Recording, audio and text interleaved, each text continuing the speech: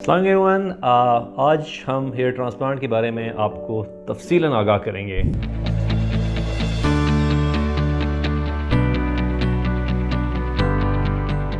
अस्सलाम वालेकुम everyone, this is doctor Kamaluddin Khan again and I am a consultant cosmetic surgeon by profession and I am a cosmetic surgeon, so I have two clinics, one in Islamabad and one in Quetta.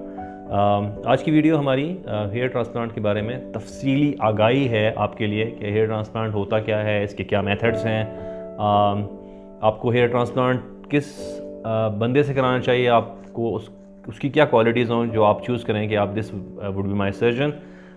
Hair transplant में क्या complications हो सकती हैं, results आप कैसे expect करें, आपके results कितने दिनों में आते हैं, और इसके अलावा मज़ीद सीधे चीज़ें जो आप एक्सपेक्ट करते हैं, आपके फ्रीक्वेंटली आस्क्ड क्वेश्चंस होते हैं, वो मैं आपको इस वीडियो में आंसर करूंगा।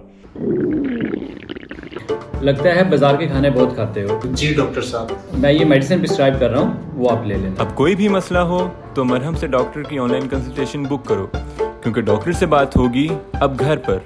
अच्छा, hair transplant as the name indicates, ये आपकी बालों की पेवंदकारी समझ लें, बालों को लगाना समझ लें, या आप जिस तरह एक पौधा कहीं एक जगह से निकाल के दूसरी जगह लगाया जाता है, hair transplant is just like the same.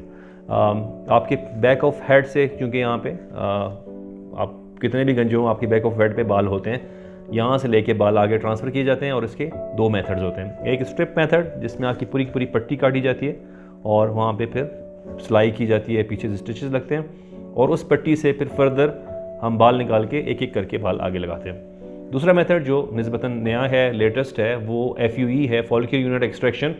और ये मेथड जो है, इसमें हम बाल लेते ही सिंगल हैं, और ये ही लेटेस्ट आजकल जो तरीक़ा इलाज है वो यही है। इसके मुख्तलिफ नाम लोगों ने दिए हैं, मगर नाम कोई भी हो, मेथड यही है।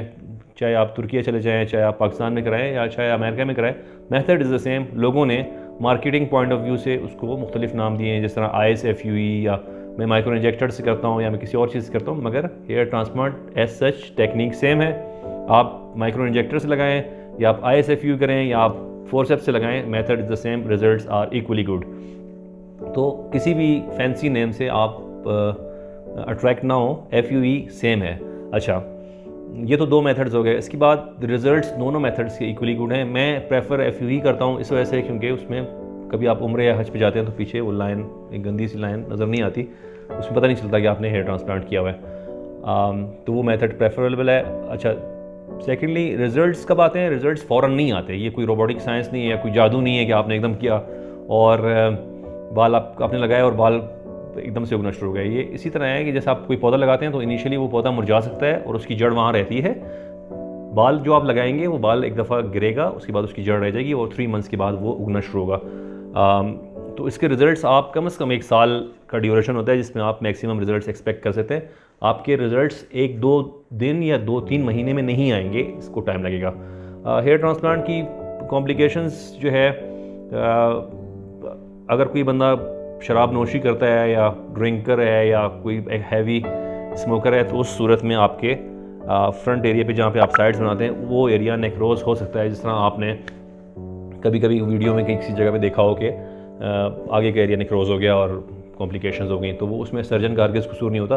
पेशेंट ने बाज़ वक़्त बताया नहीं होता कि मैं ड्रिंकर हूँ या हैवी चेन स्मोकर हूँ, वो उसने पेशेंट ने डॉक्टर को आगाह नहीं किया होता, तो उस सूरत में कॉम्प्लिकेशंस हो सकती है। इसके अलावा इन्फेक्शन हो सकती है, कहीं पे भी हो सकती है दुनिया में।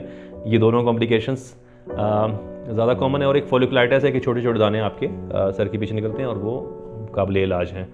तो हेयर ट्रांसप्लांट कराएं किससे? Hair transplant specifically cosmetic surgeon का काम है, क्योंकि ये सर्जरी है तो ये सर्जन को करनी चाहिए।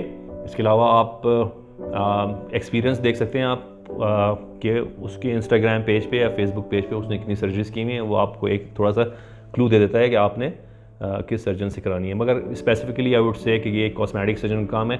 कॉस्मेटिक सर्जन की ट्रेनिंग होती है और उसको वो सेंस होती है कि वो किस तरह बाल लगाएं, क्योंकि बाल लगाना इंपॉर्टेंट नहीं है।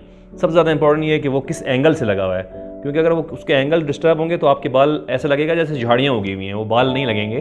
तो आप choose a surgeon who is specifically a cosmetic surgeon. So ये छोटी सी हेयर ट्रांसप्लांट के बारे में आगाही है। अगर आपको लगता है कुछ और क्वेश्चन है, you can directly ask me, या यू कैन कनेक्ट टू मरहम टीम वो आपको इसके क्वेश्चंस के आंसर दे सकते हैं। Thank you very much.